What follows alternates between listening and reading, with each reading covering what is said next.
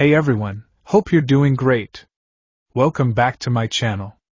In today's video, we'll dive into what if Deku joined the Demon Slayer Corps to hunt Muzan. Smash that subscribe button, and be sure to peek at the description below. Let's begin. The world fractured in a kaleidoscope of screaming color and shrieking sound. One moment, Izuku Midoriya was grounded, the familiar grit of asphalt under the reinforced soles of his boots. The next, he was caught in a storm of unreality. The air itself seemed to tear like cheap fabric, revealing not blackness, but a nauseating static of impossible hues. It was the quirk of the villain they'd cornered in the warehouse district, a desperate man who called himself Distortion. His power wasn't teleportation, not exactly. It was an unraveling. He didn't create portals. He pulled at the very seams of existence. Everyone, fall back! His quirk is destabilizing the area! Endeavor's thundering voice, usually a source of intimidating authority, was laced with a rare note of uncertainty. Flames roared, attempting to cauterize the wounds in reality, but they were swallowed by the glitching vortex. Deku, green lightning crackling around his limbs in a steady 8% full cowling, was focused on one thing: a small girl, no older than 7, who had been separated from her mother in the chaos. She was frozen in terror, standing on a patch of concrete that was beginning to flicker in and out of existence like a faulty television screen. His mind, a rapid-fire processor of combat data and heroic ideals, calculated the risks in a nanosecond. The ground was too unstable for a direct approach. The villain was laughing, a wild, unhinged sound that was being stretched and warped by his own power. There was no time. What would All Might do? The question was less a thought and more a foundational instinct. He wouldn't hesitate. I've got her! Deku yelled, his voice cutting through the cacophony. He bypassed the dissolving ground, using shoot style to kick off the solid wall of a nearby warehouse. He ricocheted through the air, a green blur of focused energy. The world around him was a smear of corrupted data. A lamppost twisted into a spiral, a fire hydrant melted into a puddle of shimmering light. It was a nightmare landscape, but his target was clear. He landed, scooped the girl into his arms. She was terrifyingly light, and with another powerful kick, launched himself back towards the safe zone where the police and other heroes were establishing a perimeter. He could feel the pull of the vortex, a hungry, physical tug at his back. It felt like being caught in a current, a river of pure chaos. It's okay, he grunted, shielding the girl's head. You're safe now. He threw her, a gentle but firm arc, into the waiting arms of Uraraka, who caught her safely with her zero-gravity quirk. For a single, triumphant second, Deku felt a surge of relief. A life was saved. This was the job. This was what it meant to be a hero. That single second was all it took. The ground beneath him vanished completely. It didn't crumble. It was simply deleted from the world. His momentum carried him forward, but his footing was gone. He was suspended over the heart of the anomaly. The villain, Distortion, locked eyes with him, a look of manic glee on his face. A real hero, huh? The villain's voice echoed from everywhere at once. Let's see how you do in a world with real monsters. A final, violent wrench. The pull became an irresistible, all-consuming force. Deku felt his body being stretched, compressed, and twisted on a molecular level. The green lightning of One for All flared wildly, trying to protect him, to anchor him, but it was like trying to hold onto a rock in a universal hurricane. His vision dissolved into the screaming static. He heard the distant, horrified shouts of his friends, his name being torn apart syllable by syllable. Then, there was only darkness, silence, and the sensation of a fall that would never end. Cold. That was the first thing that registered. A deep, biting cold that seeped through the torn remnants of his hero costume and into his very bones. It was the cold of damp earth and ancient stone. The second was the smell. Pine needles, rich, loamy soil, and the clean, crisp scent of a world untouched by pollution.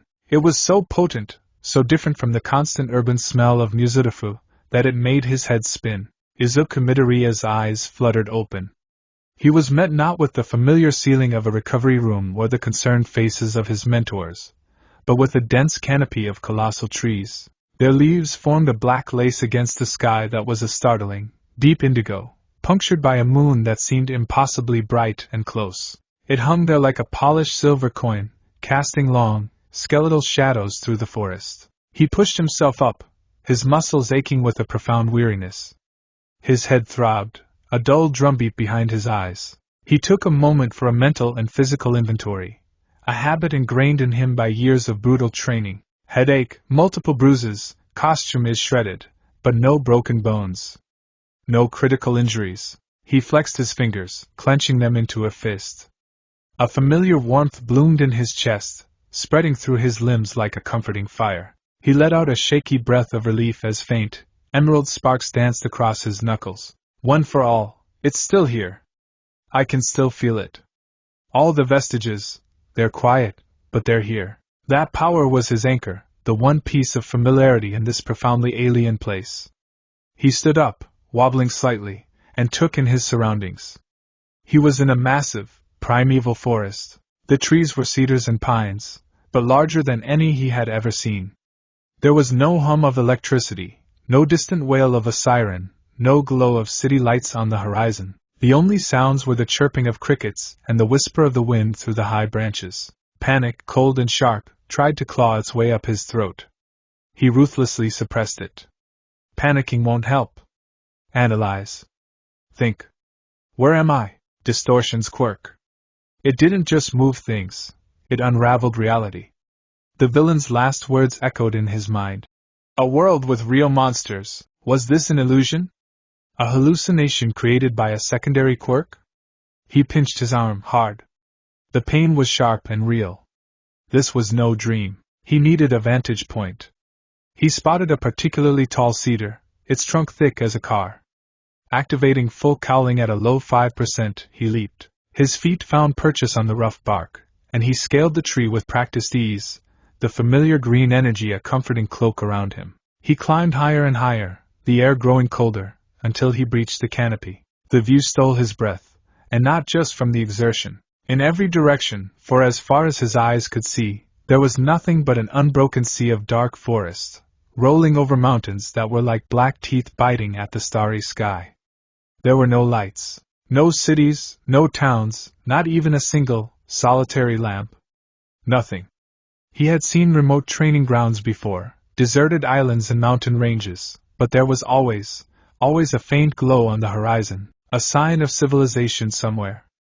Here, there was only the vast, silent, intimidating wilderness. The realization settled in his stomach like a block of ice. This wasn't just a different place. The moon, the stars, the sheer primordial feel of the landscape. This is a different time. The thought was so immense, so terrifying, that his carefully constructed composure finally cracked. His breath hitched. He was alone.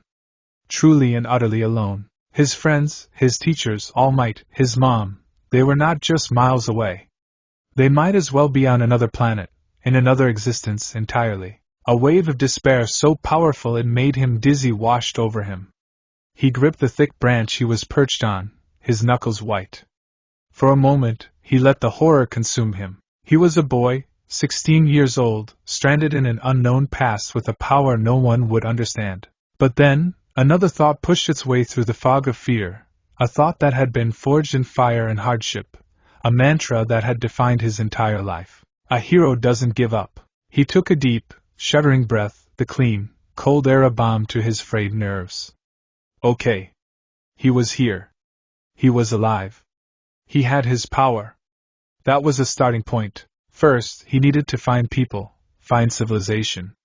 Then he could figure out the when, and maybe, just maybe, the how of getting back. He carefully made his way back down the tree. As his feet touched the forest floor, a new scent reached him, carried on the breeze. It was faint, but unmistakable, and it made the hairs on the back of his neck stand up. Blood, his heroic instincts, honed and sharpened to a razor's edge, took over instantly. All thoughts of his own predicament vanished, replaced by a singular, driving purpose. Someone was hurt. Someone needed help. He moved, no longer a lost boy but the hero Deku. Full cowling flared to life, and he shot through the undergrowth, a silent green missile. He followed the coppery scent, his senses on high alert. The smell grew stronger, mixed with the splintered scent of wood and something else, something foul and cloying, like rotten meat left too long in the sun. He broke through a line of trees and came upon a small, dirt path. The scene was one of brutal carnage. A wooden cart, laden with what looked like textiles and pottery, was overturned, its contents shattered and strewn across the ground. A dead horse lay in its harness, its throat ripped out, and next to the cart was the source of the smell. It was hunched over the body of a man, likely the merchant. At first, Deku's brain struggled to process what he was seeing. It had the general shape of a human, 2 arms, 2 legs, a torso, but everything was wrong. Its skin was a sickly, pale gray, stretched taut over an emaciated frame. Its limbs were too long, its fingers tipped with black, jagged claws. It raised its head, and Deku felt a jolt of pure, primal revulsion. Its eyes were a solid blood red, with slitted pupils that glowed with malevolent intelligence. Its mouth, stained crimson, was stretched into a horrifyingly wide grin, revealing rows of sharp, pointed teeth. It was chewing, the sound a wet, sickening crunch that echoed in the silent forest. This was no animal. This was no villain with a mutation quirk. This was a monster. A real monster. The thing's head snapped towards him, its grin widening. "Oh?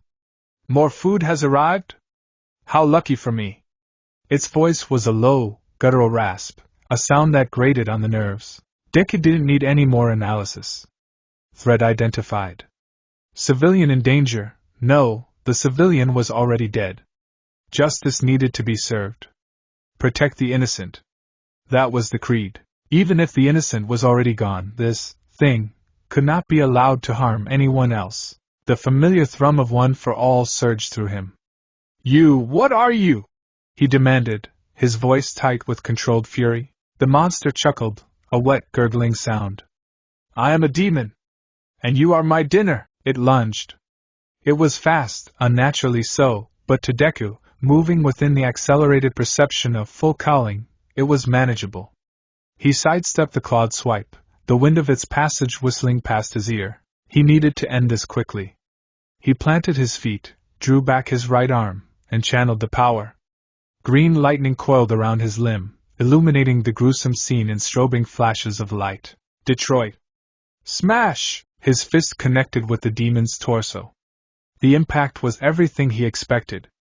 A thunderous boom echoed through the forest. The force of an 8% smash was enough to buckle steel, to pulverize concrete. Against flesh and bone, it was absolute annihilation. The demon's body exploded in a shower of gore and viscera, its upper and lower halves sent flying in opposite directions. Deku stood panting, the adrenaline coursing through him. He looked at the grisly remains, his stomach churning. It was brutal, far more so than any fight he'd had before, but it was necessary. The threat was neutralized. He took a step back, ready to assess the scene for other victims, when he heard a sound that made his blood run cold.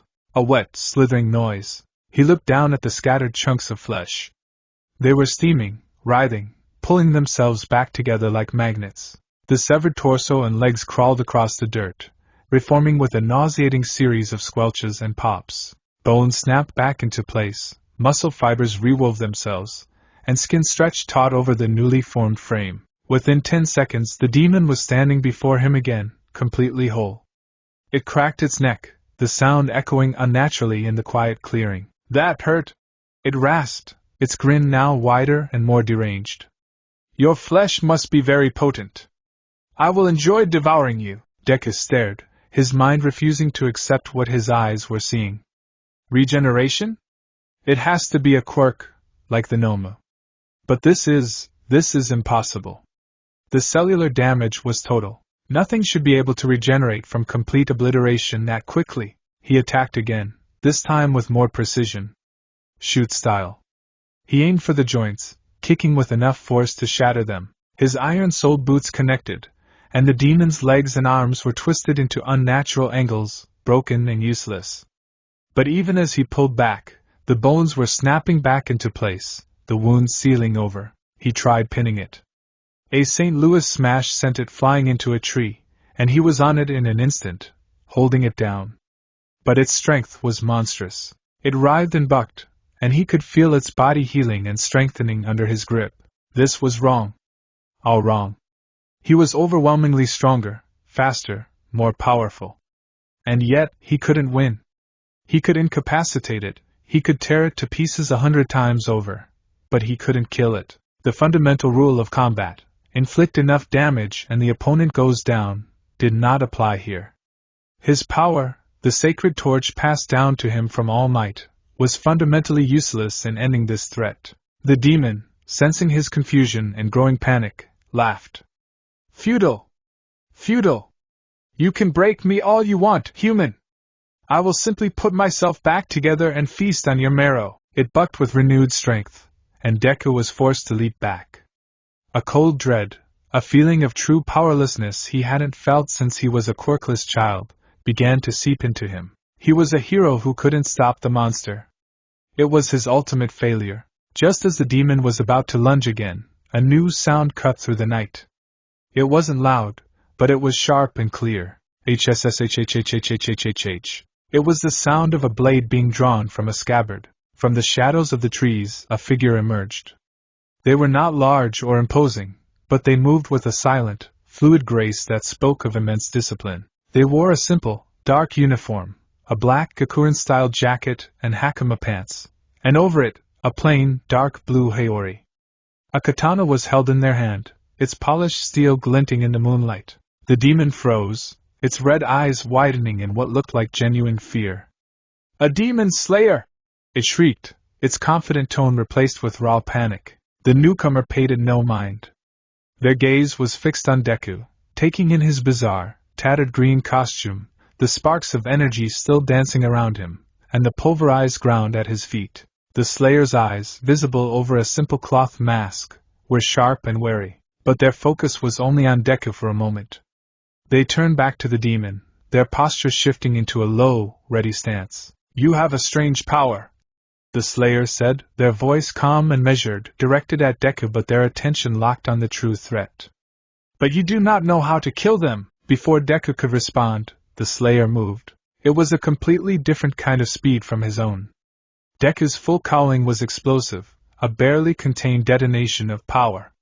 This was like the flow of water. The Slayer took a deep, audible breath, and the air around them seemed to shimmer. They pushed off the ground, closing the distance in a single, fluid bound. Water breathing, first form, water surface slash. The voice was a low murmur, a statement of fact. To Deku's astonished eyes, it looked as if a wave of pure water, rendered in the style of an old ukiyo-e painting, was materializing from the arc of the blade. The Slayer's swing was a perfect, horizontal slice. It was not fueled by explosive strength, but by impossible technique and precision. The blade passed through the demon's neck with a soft hiss. For a moment, nothing happened. The demon stood frozen, a look of disbelief on its face. Then, its head slid cleanly from its shoulders, landing on the ground with a soft thud. There was no explosion, no shower of blood. Instead, the body began to crumble. Starting from the neck, the demon's form turned to gray ash, flaking away and dissolving into the night air. The head on the ground screamed in a pained, gurgling rage before it, too, disintegrated into nothingness. Within moments, there was no trace that the monster had ever existed, save for the blood of its victim on the ground. The Slayer flicked their blade once, a sharp, clean motion to shake off non-existent blood, and sheathed it with a quiet click. They turned to face Deku, their hand never leaving the hilt of their sword. The wariness was still in their eyes. Deku stood frozen, his mind trying to process the last 30 seconds. The breathing, the water effect, the sword, the decapitation, the dissolving into ash. It was a dozen new, impossible data points that his analytical brain was struggling to file. Who are you? Deku finally managed to ask, his voice barely a whisper. The green lightning of full cowling faded away, leaving him feeling suddenly small and vulnerable. The Slayer took a step forward, their expression unreadable. My name is Kenji. I am a Mizunoto-ranked member of the Demon Slayer Corps. He paused, his gaze sweeping over the scene again before settling on Deku's wide, green eyes. You are not from around here, are you? It wasn't really a question. That thing you fought was an Oni, a demon. They are man-eating creatures that can only be killed in two ways. by exposing them to direct sunlight, or by decapitation with a Nichiren blade, like this one. Kenji tapped the hilt of his katana. Each word was delivered with a heavy, grim finality, a truth as solid and unchangeable as the mountains around them. Oni. Demon Slayer Core. Nichiren blade. The words echoed in the vast, empty space where Deku's understanding of the world used to be. The villain's cackling voice came back to him. A world with real monsters! This wasn't a world of quirks and villains, of laws and prisons, of symbols of peace and heroes who always saved the day. This was a world that operated on older, crueler, and more absolute rules. A world where monsters lurked in the dark, and the only thing standing against them was a secret war fought with special swords. He looked at the spot where the demon had turned to ash, then at the dead merchant, then at the silent slayer who held the answer to this world's horrors in his scabbard. Izuku Midoriya, the inheritor of One for All, the boy who would become the next symbol of peace, had just learned the most terrifying lesson of his life. He was in a world that had no heroes, and he had absolutely no idea how to save it. The silence that descended upon the clearing was heavier than any sound. The foul stench of the demon was gone, replaced by the clean, cold scent of the forest at night. Izuku Midoriya stood with his shoulders slumped, the adrenaline from the fight draining away and leaving behind a hollow, trembling exhaustion. He stared at the spot where the monster had dissolved, his mind a whirlwind of confusion and horror. Kenji, the demon slayer, remained poised, his hand resting on the hilt of his sword as if it were a natural extension of his body. His eyes, sharp and discerning, completed their assessment of Izuku. He saw the tattered, nonsensical green garment, the strange metal guards on the boy's legs, and the raw, untamed power that still seemed to cling to him like static electricity. Most of all, he saw the look in his eyes, not the look of a killer or a madman, but the profound, shell-shocked expression of a lost child. You are injured? Kenji's voice was flat, devoid of emotion, but it was not unkind. It was the detached tone of someone long accustomed to violence and its aftermath. Izuku shook his head, the motion jerky. No. I'm not. But that merchant. He gestured toward the cart, his voice cracking. In his world, a scene like this would be cordoned off in minutes. Paramedics, police, other heroes would be on site. Here, there was only them, the victim, and the indifferent moon. Kenji gave a single, solemn nod. There is nothing we can do for him now, except offer a prayer that his soul finds peace. He walked over to the body and knelt, his lips moving in a silent rite. It was a gesture of such simple, profound respect that it struck Izuku to his core. This wasn't a crime scene to Kenji. It was a tragedy, one he had likely witnessed 100 times before. After a moment, Kenji stood. We cannot linger here. This scent of blood might attract others. He looked at Izuku. You have nowhere to go. Come with me. There is a safe house nearby where you can rest, and I can make my report. You have many questions, and I suspect you have many answers I will need. Izuku, feeling adrift in a sea of impossibility, could only nod. He had no other option. Following this stoic, sword-wielding stranger was the only thread of logic he could cling to in this fractured reality. They walked in silence for what felt like an hour. Kenji moved with an unnerving quietness, his feet barely disturbing the leaf litter on the forest floor. Izuku, despite his own advanced training in stealth, felt clumsy and loud by comparison. The forest, which had felt alien before, now felt actively hostile. Every shadow seemed to stretch into a clawed hand, every gust of wind sounded like a guttural whisper. He kept his senses on high alert, a low thrum of one for all buzzing under his skin, ready to be unleashed at a moment's notice. Finally, Kenji stopped. Ahead of them, at the edge of the dense woods, was a low stone wall, and over it, Izuku could see the gentle, inviting glow of lanterns. Hanging from the gate, and visible on a wooden crest beside it, was an intricate carving of a flower. A wisteria house, Kenji explained, his voice softening for the first time. Demons despise the scent of wisteria flowers. The families who run these houses owe a great debt to the core. They provide shelter, food, and medical care to any slayer who bears the mark. You will be safe here. As they approached, the gate swung open before they reached it. An elderly woman with a kind, wrinkled face and a gentle smile bowed to them. Welcome, Slayer-sama. We are honored to have you. Please come in. You both look as though you have seen a terrible night. The warmth of the house was a physical shock after the biting cold of the forest. The air inside was fragrant with the scent of wood smoke, brewing tea, and the faint, sweet perfume of wisteria. It was a traditional home, with polished wooden floors, shoji screen doors, and a central hearth where a kettle was singing softly. An older man, presumably the woman's husband, came to greet them, his face a mask of serene hospitality. They introduced themselves as Hisa and Jiro. They took Kenji's haori and offered him fresh clothes without a word, their movements practiced and seamless. Their kindness was a balm on Izuku's frayed soul. They looked at his strange, ruined costume with open curiosity but asked no prying questions, simply providing him with a simple yukata to wear while Hisa promised to mend his clothes as best she could. After they had both washed away the grime of the forest and the fight, they were seated on cushions in a warm, quiet room. Hisa served them hot tea and a simple meal of rice and pickled vegetables. Izuku hadn't realized how hungry he was until the first bite. He ate ravenously, his mind still reeling. Kenji waited until Izuku had finished his meal before he began. He relayed the details of his mission to the elderly couple, who listened with somber, knowing expressions. When he got to the part about finding Izuku, he paused. This boy, Kenji said, looking directly at Izuku, fought the demon before I arrived. He possesses a strength I have never seen. He destroyed its body completely, multiple times. But he could not kill it. He does not have a Nichiren blade, and he does not know our ways. Jiro, the old man, leaned forward, his gentle eyes filled with a deep, ancient sorrow. He looked at Izuku, who squirmed under the direct, yet compassionate, gaze. Young one, Jiro said, his voice a low, soothing rumble. What Kenji-san speaks of is the curse of our world. For over 1,000 years, we have been plagued by them. Demons, creatures that were once human, but their blood was corrupted by the demon king, Muzan Kibutsuji. Izuku's head snapped up. A demon king?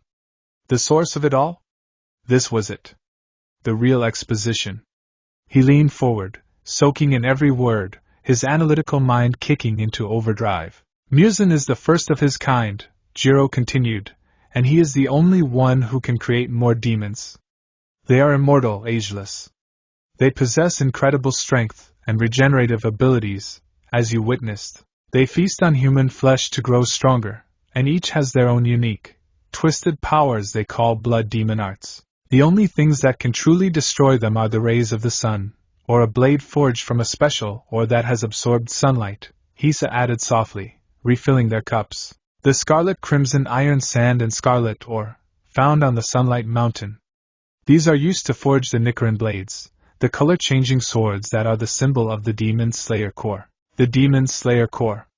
Izuku looked at Kenji, at his simple uniform and deadly sword. This was the organization that fought these monsters, not a government agency, not a team of licensed professionals with fame and rankings. Just a corps. A secret army fighting a shadow war. So, you're the only ones fighting them? Izuku asked, the question feeling impossibly heavy. The government, the police, they don't do anything? Kenji let out a short, humorless huff. The government doesn't officially recognize our existence. To them, the stories of demons are just folklore. We operate in the shadows. We are an organization of ghosts, fighting monsters that no one else believes in. The weight of those words crushed Izuku. He thought of his own world, of the intricate system of hero schools, agencies, and laws. He thought of the public's trust in heroes, the way All Might's presence alone could lower the crime rate. In this world, there was none of that. There was no symbol of peace. There was no safety net. There was only this small, secret group of warriors, many of them, judging by Kenji's youthful appearance, little more than children, standing between humanity and literal man-eating monsters. The despair he'd felt in the forest returned, 100 times stronger. He felt a profound, aching homesickness, a desperate longing for the familiar structure of his world. But beneath the despair, something else was stirring. A familiar burning ember. If there are no heroes here, then someone has to be. Later that night, Izuku lay on a soft futon in a small, private room, staring at the paper of the shoji screen. The wisteria house was silent, but his mind was a raging storm. He replayed Jiro's words over and over. A single demon king, Muzan, was responsible for all this suffering. A disease he spread, turning people into monsters that preyed on their own kind. The victims weren't just the people they ate. It was the demons themselves, their humanity stolen from them. It was a systematic evil, a plague on the world. And the only thing fighting it was an unsanctioned, unrecognized group of dedicated, and likely traumatized, individuals. He thought of the look in Kenji's eyes. He wasn't a hero in the way Endeavor or Hawks were. He wasn't performing for cameras or glory. He was a soldier in a war no one else could see, his only reward being the survival of the people who would never know his name. Izuku clenched his fists, the sheets of the futon twisting in his grip. His power, one for all, felt like a lead weight in his soul. It was a power meant to save people, to be a pillar of hope.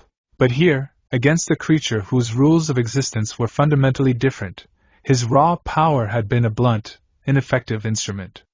He could smash, but he couldn't save. He could fight, but he couldn't win. What's the point of all this power if I can't even protect one person from one demon? The faces of his mentors flashed in his mind. Gran Torino, teaching him to control his power. Sir Night Eye, demanding he prove his worth. And All Might, his skeletal, determined face telling him, "You can become a hero." The words echoed in the quiet room. They weren't just a promise, they were a commandment. It didn't matter what world he was in. It didn't matter if there were no quirks or heroes. People were in danger, people were dying. And he had the power to do something about it. His despair began to recede, burned away by the familiar, white-hot fire of his resolve. He wasn't a lost boy anymore. He was Izuku Midoriya, the ninth wielder of One for All. And his duty was clear. He got up. His decision was made. He found Kenji sitting on the engawa, the narrow veranda, staring out at the moonlit garden, the picture of perfect stillness. His sword was laid beside him. "Kenji-san," Izuku said, his voice steady. Kenji didn't turn, but his posture shifted slightly, acknowledging his presence. "You should be resting." "I can't," Izuku said, walking to the edge of the veranda and sitting a respectful distance away. "I've been thinking about everything you and Jiro-san told me. About the demons, about Muzan, and about the Demon Slayer Corps." He took a deep breath. "I want to join." This time, Kenji did turn. His face, illuminated by the soft moonlight, was a mask of surprise. "Join? You don't even know what you're asking. This is not a heroic venture. It is a life of pain, loss, and constant battle. Most who join die young. Your chances of ever living a normal life will be gone." "My life isn't normal," Izuku countered, his gaze unwavering. "Back where I'm from, I was training to do this. To fight dangerous people and protect the innocent. That's my purpose. It doesn't matter what world I'm in. If people are being hurt, and I have the power to stop it, I have a responsibility to act. To stand by and do nothing while people are being devoured, that's not something I can do." He looked at his own hands, clenching them into fists. "You saw what I can do. I have power. I don't have the right tools. I don't know the rules of this world. Please, teach me. Let me fight with you."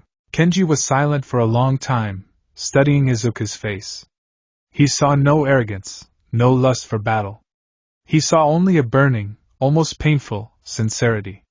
He saw the heart of a true protector. "Your power," Kenji said slowly.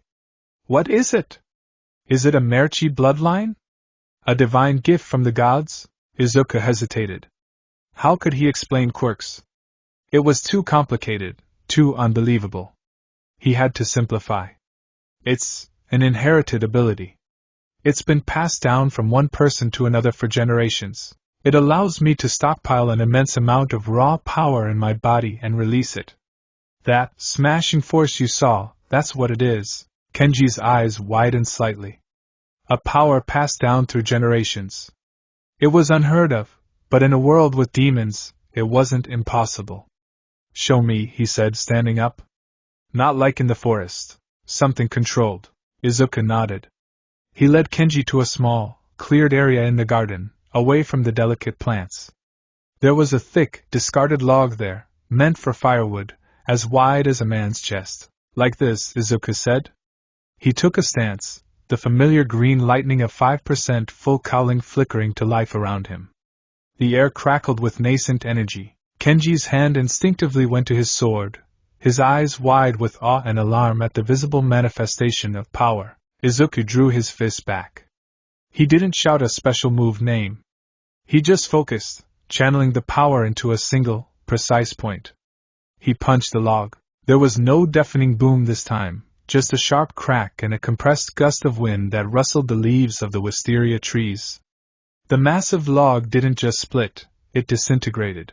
The point of impact and everything behind it turned into a cloud of sawdust and splinters, which rained down gently around them. Kenji stared at the empty space where the log had been, then back at Izuku's glowing form, utterly speechless. The raw, destructive potential was beyond anything he had ever imagined. To erase something so solid from existence with a single blow, it was the power of a natural disaster contained in the body of a boy. I see, Kenji said, his voice hushed. He finally understood. This boy was an anomaly, a weapon that could change the entire dynamic of their war. But a weapon was useless if it couldn't hit the right target. You have the power of a hurricane, but that power is meaningless if you cannot sever a demon's head. You need a blade. And more than that, you need the discipline to wield it. Brute force will not defeat the upper moons of Muzan. He looked toward the dark line of mountains on the horizon. My master lives on Mount Sajiri. She is the one who trained me. She is a former Hashira, one of the 9 strongest swordsmen in the entire corps. Her name is Chio, and she is said to be as stern as the winter frost. Kenji turned back to Izuku, his expression deadly serious. She is retired, and she does not take students lightly. But if anyone can forge your power into a tool that can kill demons, it is her. I will take you to her at dawn. But be warned, her training will either make you a slayer, or it will break you completely. Izuku felt a thrill of nervous excitement mixed with dread. A former Hashira. The equivalent of a top 10 hero. This was his chance. This was his path. I understand, Izuku said, bowing deeply to Kenji. Thank you. The journey to Mount Sajiri was grueling. It was a 2-day trek through unforgiving wilderness.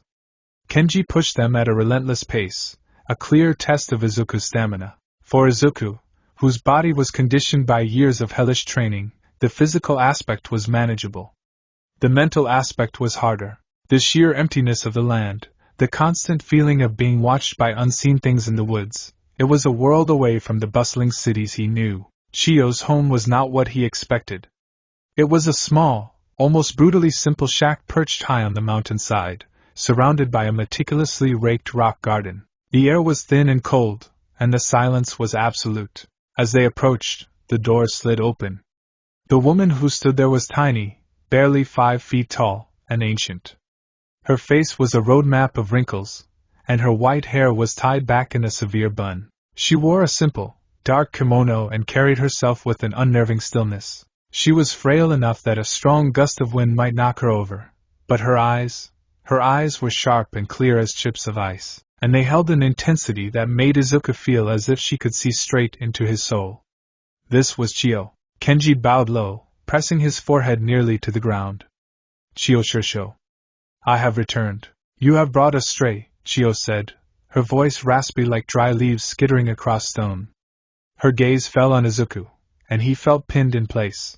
She looked him up and down, her expression a mixture of disapproval and utter disinterest. He smells strange. Like lightning and ozone. And desperation. Why is he here? Kenji explained everything. The strange clothes, the impossible power, the boy's resolve to join the corps. Chio listened without a single change in her expression. When Kenji was finished, she turned her piercing gaze back to Izuku.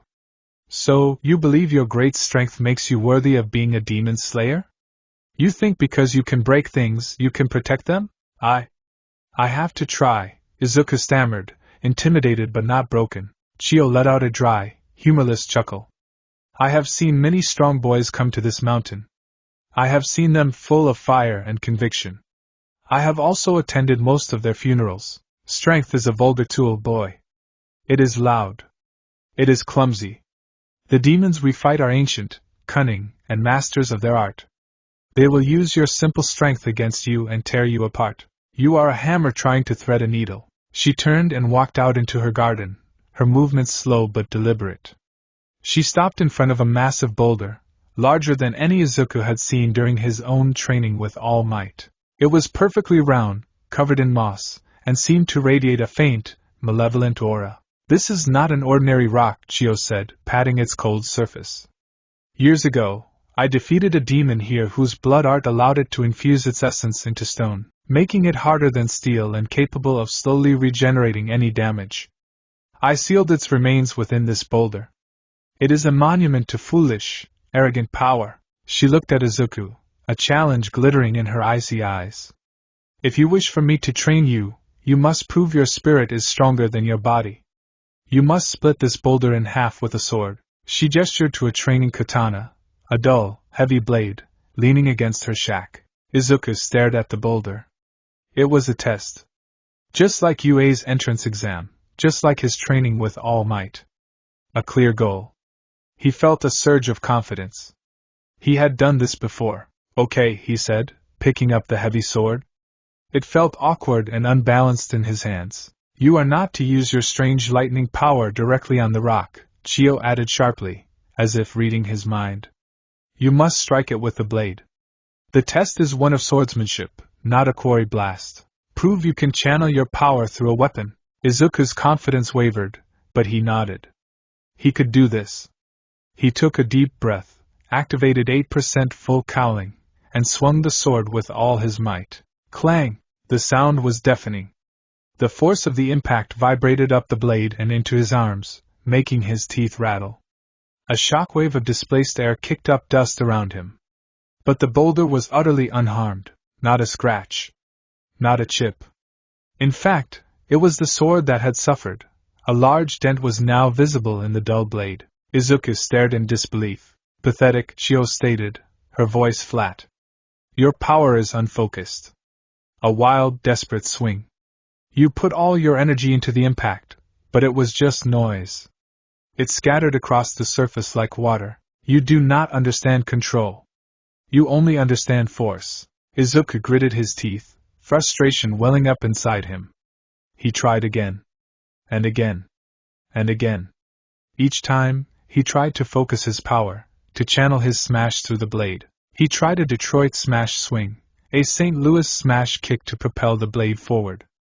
Every attempt ended the same way, a deafening clang, a painful reverberation, and an unmarked, mocking boulder. His arms ached, and the training sword was now a bent, useless piece of metal. After an hour, he was panting, sweat pouring down his face, standing before the unyielding stone. He had failed. His greatest asset, the power of One for All, was being dismissed as a clumsy, vulgar tool, and he had no idea how to prove otherwise. Chio had already turned her back on him and was heading inside. "Your spirit is as blunt as your technique," she called over her shoulder, not even bothering to look at him. "Come back when you've decided to give up. Kenji, there is tea." Izuku was left alone in the cold mountain air, staring at the impossible task before him. The smooth, mossy surface of the boulder seemed to mock him. Kenji's warning echoed in his ears.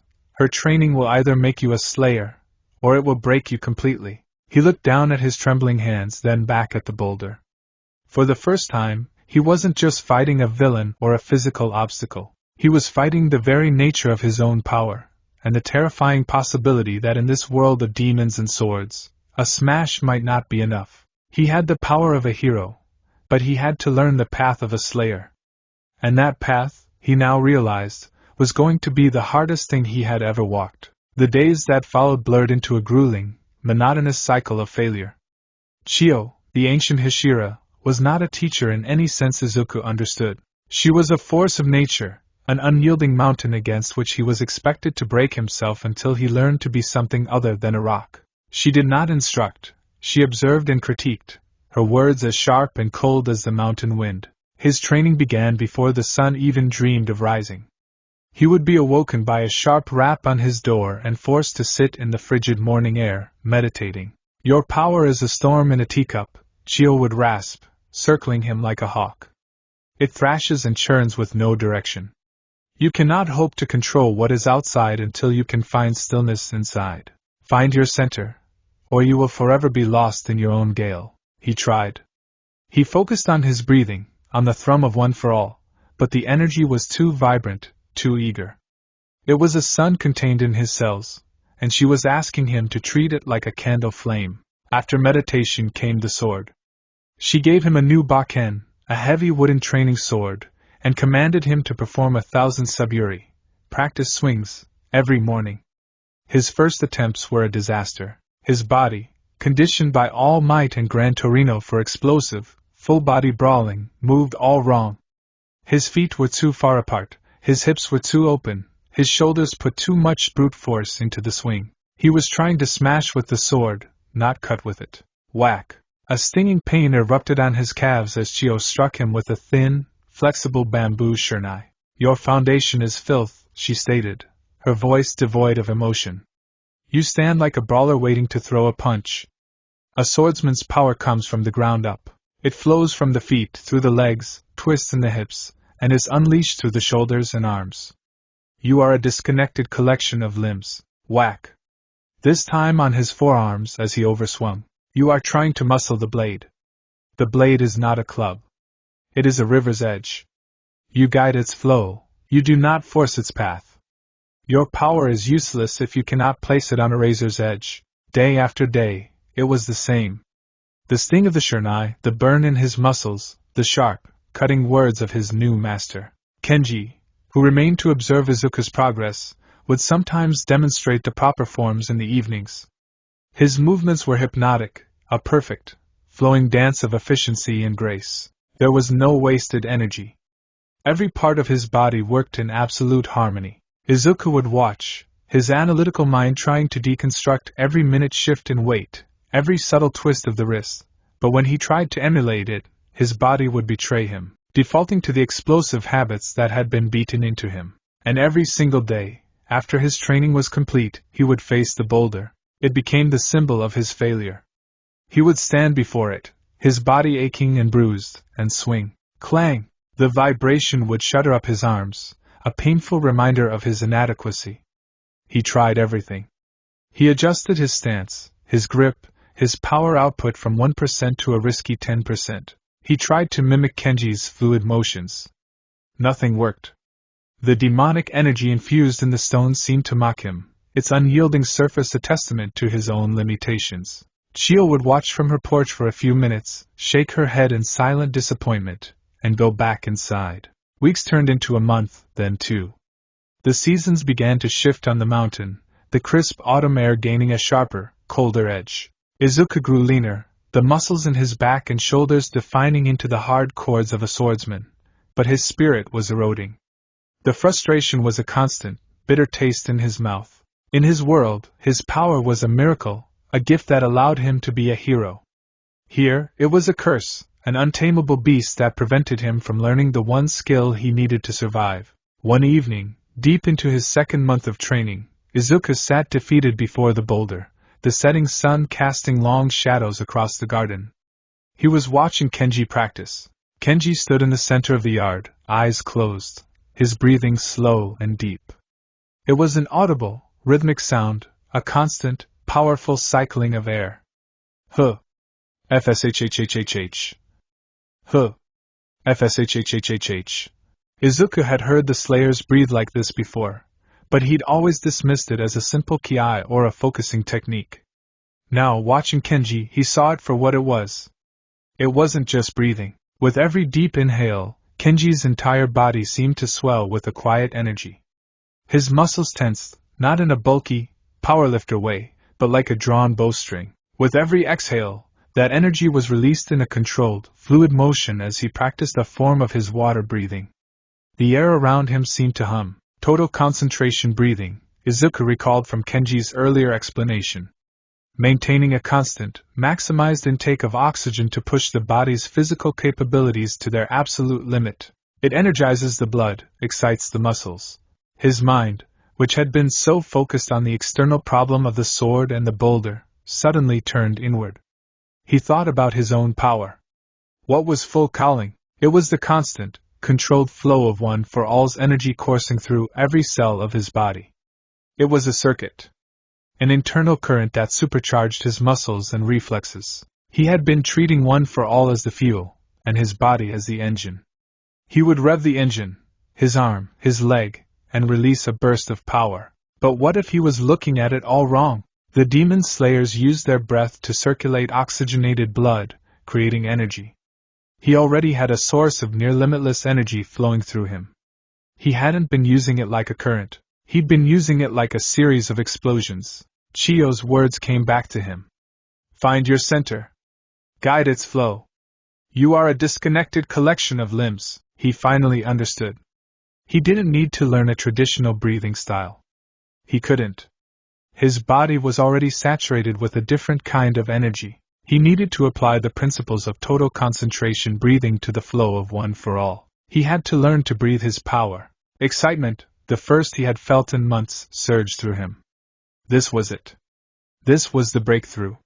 He scrambled to his feet, ignoring the aching boulder and the curious look from Kenji. He ran to a secluded spot behind Chio's shack and sat down, crossing his legs. He closed his eyes. He didn't focus on the air entering his lungs.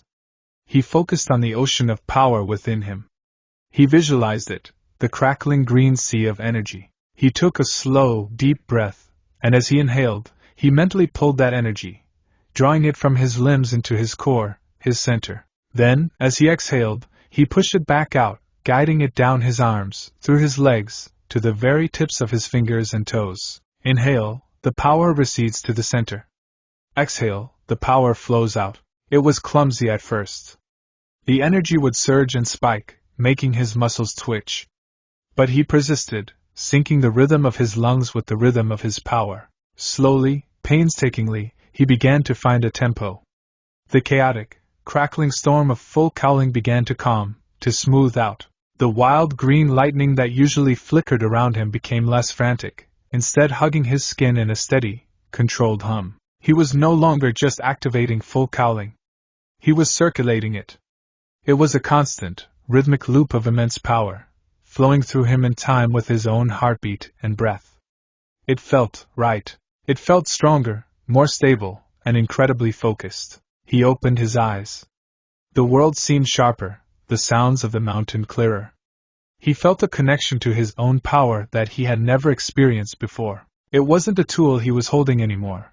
It was a part of his own circulation, as natural as the blood in his veins. He had found his own breath. For the next month, Izuku's training transformed.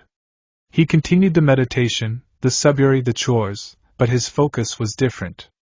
In everything he did, he practiced his new technique. He would breathe in, pulling one for all to his core. He would breathe out, pushing it through his limbs as he chopped wood or carried water. The flow became smoother, more efficient. He found he could maintain a higher percentage of power with less physical strain. The constant, low-level pain of full cowling began to fade, replaced by a feeling of potent equilibrium. Chio watched him, her icy expression unreadable. She said nothing, offered no praise, but she stopped hitting him with the shurnai.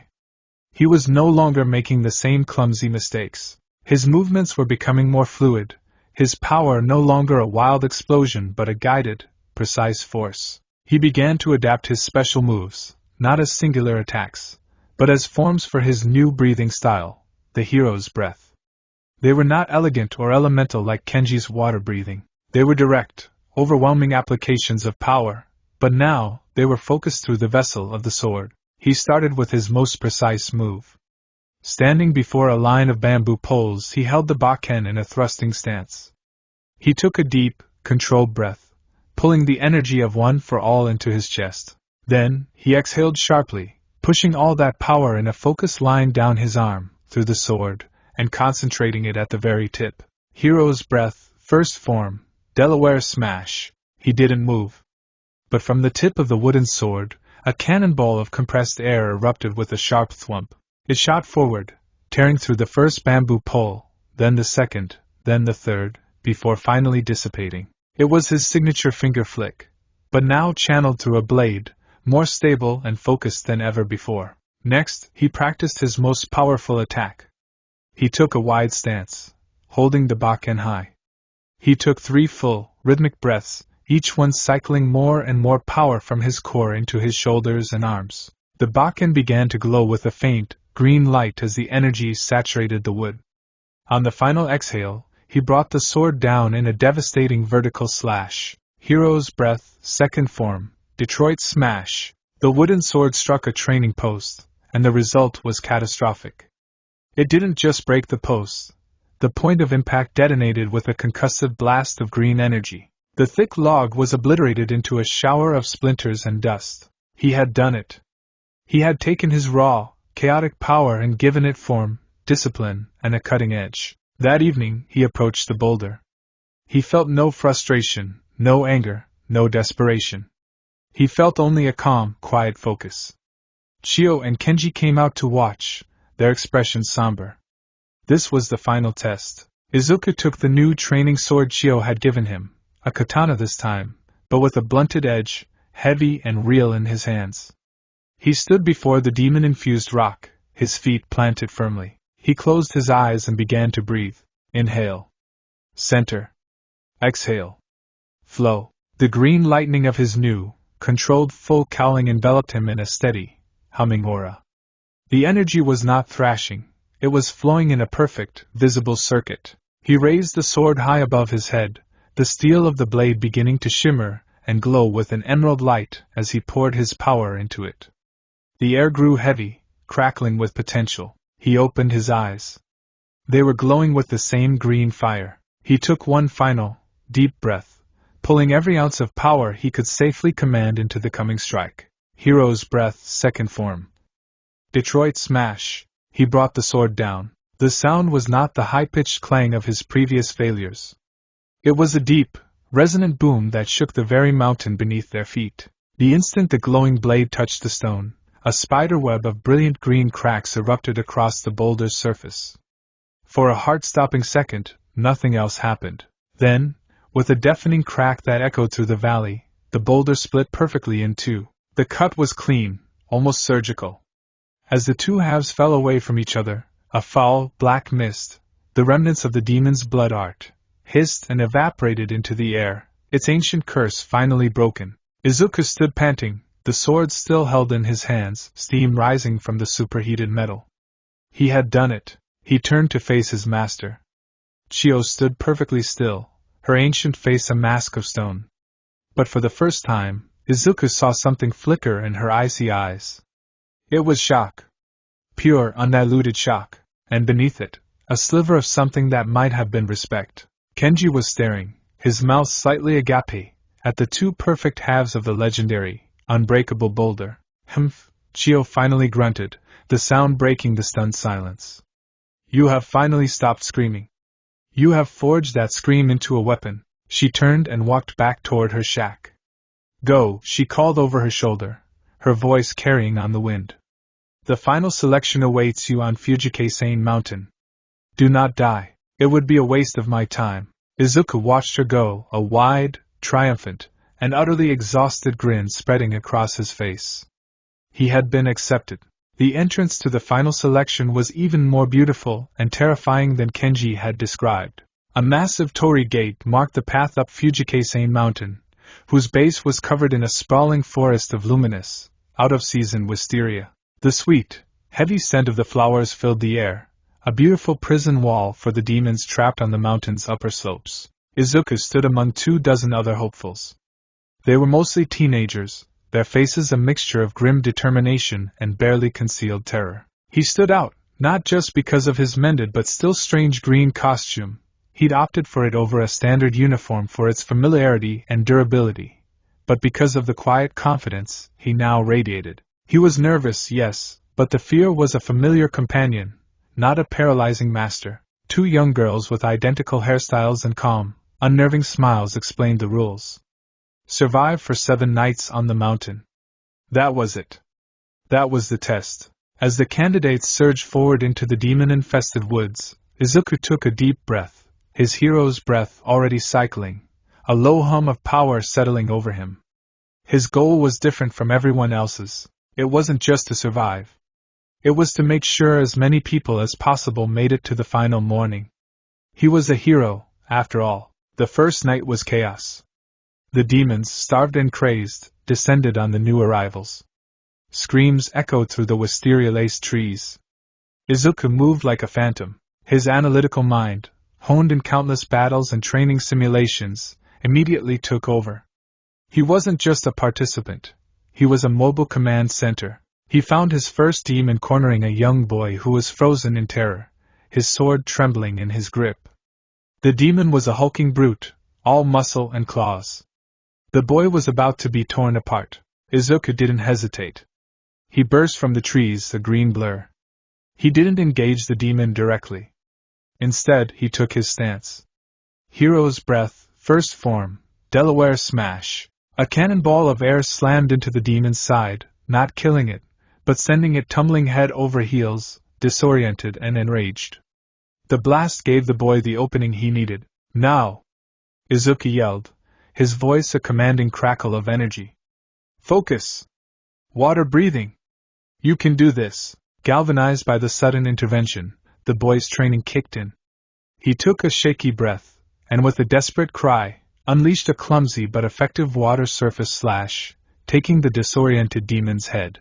Izuku was already gone, dashing toward the sound of another struggle.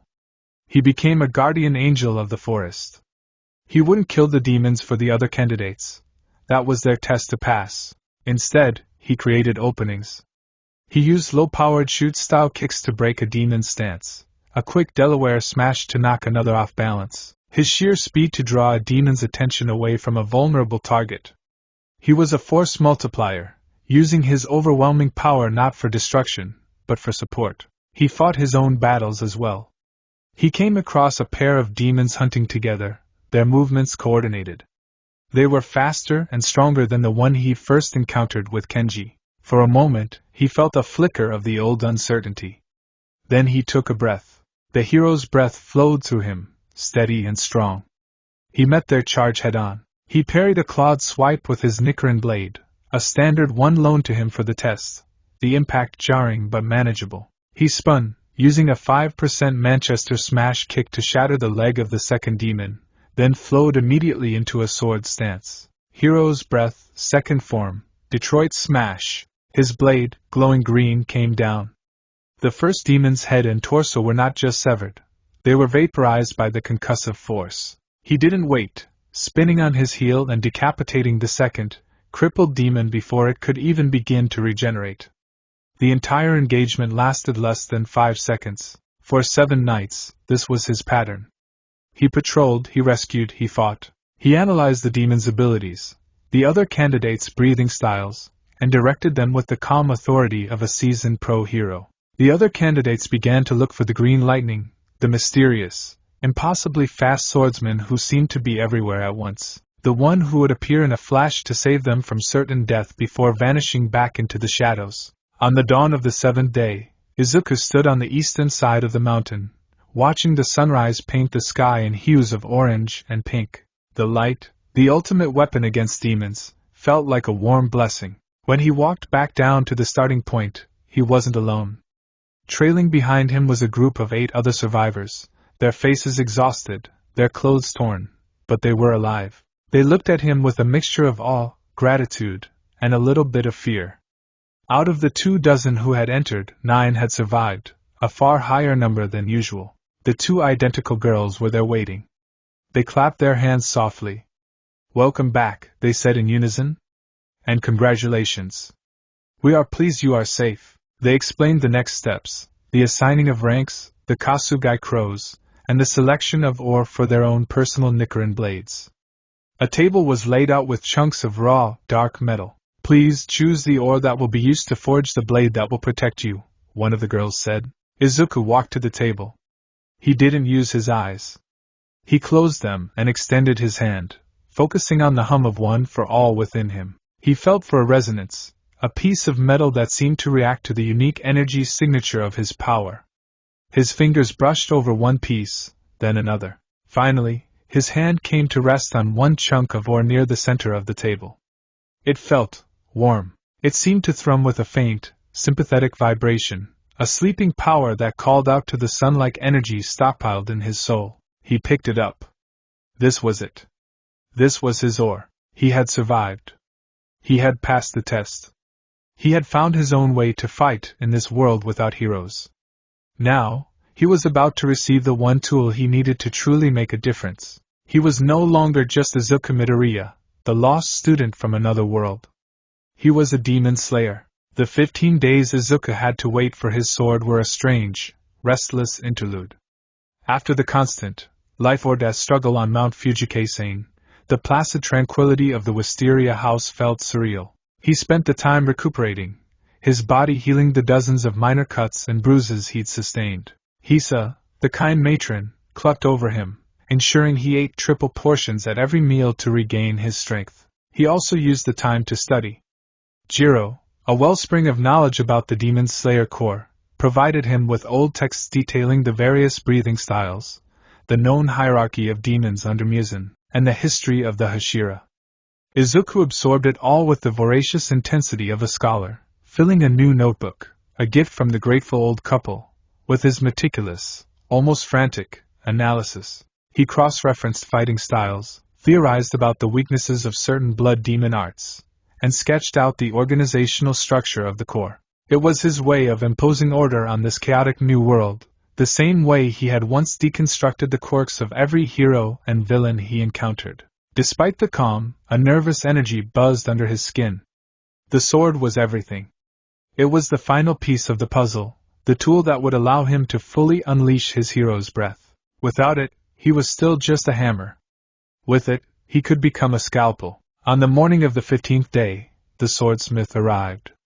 He was an odd, striking figure, wearing a woven sedge hat and a goofy-looking Hayatoko mask that completely obscured his face. He introduced himself only as Kanamori, a member of the swordsmith village, and spoke in a gruff, impatient mumble about the quality of the ore Izuku had chosen. Good stuff, he grunted, setting a long, cloth-wrapped object on the engawa where Izuku was sitting. Best I've seen in a while. High purity. Took the heat like a dream. If this blade doesn't turn a brilliant color, it's your fault, not mine. Means you have no talent. Izuku, used to the blunt eccentricities of Hero World support item crafters like Meihatsum, simply bowed his head politely. Thank you for your hard work, Kanamori-san. Kanamori grunted again, gesturing impatiently at the wrapped sword. Well? Go on then. Draw it. The Nichiren blade changes color based on its wielder. It reflects their spirit, their affinity, their very soul. Let's see what you've got. With trembling hands, Izuku took the sword. The scabbard was a simple, deep black, and the hilt was wrapped in practical white ray skin with a green cord overlay. The guard, the tsuba, was a simple, solid circle of burnished steel, unadorned and businesslike. It felt perfectly balanced in his hands, an extension of his arm in a way the training swords never had. He took a deep breath, his heart hammering in his chest. Kenji, Jiro, and Hisa watched from a respectful distance, their faces alight with anticipation. This was a momentous occasion for any new slayer. He drew the blade. The sound of the steel sliding from the scabbard was a clean, crisp whisper. For a moment, the blade was just polished, gleaming silver, reflecting the morning sun. Then, the change began. Starting from the hilt, a wave of color bled into the metal. It was not the blue of water, the red of flame, or the yellow of thunder. It was a vibrant, electrifying emerald green, the exact shade of the lightning that danced around him when he used One for All. The color surged up the length of the blade, alive and brilliant, as if liquid energy were flowing through the steel itself. It was a perfect, beautiful reflection of his power. Incredible, Jiro whispered. I have never seen a blade of that shade. Kanamori let out a low whistle from behind his mask. Ha! Green as a fresh bamboo shoot. A sign of a wind or nature affinity, perhaps? A new branch of breathing style? Interesting. But then, something else happened. Something no one expected.